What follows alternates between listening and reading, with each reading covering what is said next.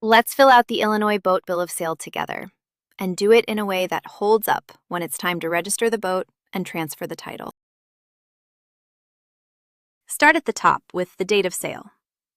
Then the seller's details. In our example, that's Anna Baker, with her address, phone, and email. Then the buyers, Ben Carter, with the same. 2 quick habits.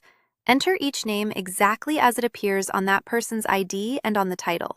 A nickname or a typo can stall the transfer later. And don't leave a line blank. If something doesn't apply, write NA.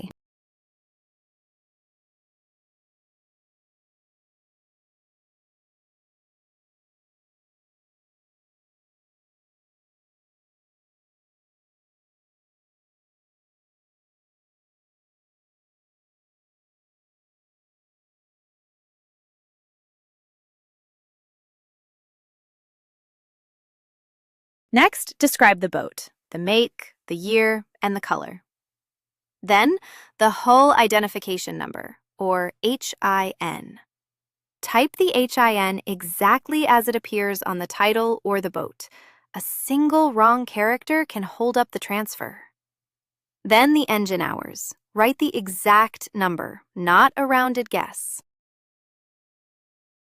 Now the purchase date and the sale price, in our example, $8,500, paid all at once, by check, with taxes included. Write the real price. Lowballing it to shave the sales tax can come back as back taxes and penalties, and it leaves the buyer with weaker proof of what they actually paid. Now the signatures. The seller and the buyer each print their name, sign, and date. This form also has witness lines and a notary block. Use them only if your state requires it, or add a witness for extra proof. Then make 2 copies. Each side keeps a signed one. If you're buying or selling a boat in Illinois, here's what you need to know about the bill of sale. First, you'll want to prepare 2 copies of the bill of sale, one for the buyer and one for the seller, so both parties have a record of the transaction.